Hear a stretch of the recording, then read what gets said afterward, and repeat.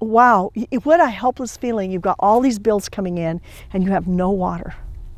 It is the most helpless feeling you can ever imagine. Losing the ability to feed your family is devastating. It's soul-crushing, even for the most positive-minded, hardest workers. But farmers are such optimistic people. You think, it's got to start raining. It's just got to. And you just want to hang in there because you want to farm. This is what we know. But here in Arizona and up and down the dry Colorado River, for that matter, you'll find countless people of the land like Nancy K. Wood. How much cotton used to be out here? When my granddad was farming, the whole farm was in cotton. Really? Yeah. He saw probably times of drought, but not mega drought, not like we're experiencing. This is where the mega drought gets real, right here on an 80-acre family farm. This is Nancy's irrigation channel. It should be full right now. You have to take it when they tell you. But the entire Colorado River system is so dry, even with the recent rains. We should get 8 to 10 cuttings a year. We only got 2 cuttings in 2021. There's been big water cutbacks for Arizona farmers. In 2022, her harvest was half of what it should have been. Right now, 1/3 of her farmland has nothing growing on it. It's fallow. This is what it looks like when Arizona farmland dries up because there is just not enough water to go around. The only crop or plant that is growing here is right here.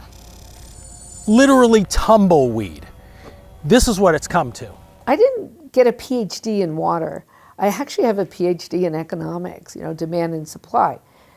There are numerous ways to adjust demand. Dr. Sharon Megdahl says farming the desert is still possible, but we may all end up paying more for food and fiber grown in America where it actually grows during the winter, like Nancy's farm. I know that it is a desert and it's arid, but we really need to farm. At the same time, we're looking at less water, we're looking at greater demand for food in the world. We're going to start seeing food shortages if we don't get out of this drought. Some farmers who just can't pay the water bill have had a visit from someone with a big check and plans for a solar farm.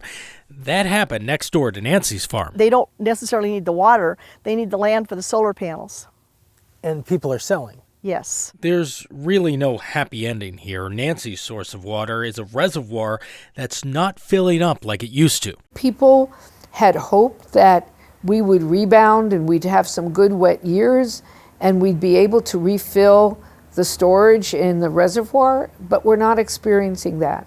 There's no point in planting it when there's no water available to us. In the meantime, in the hard times, some families will have to sell their land as tumbleweed takes over in the dry desert of southern Arizona. Dave Malkoff, The Weather Channel.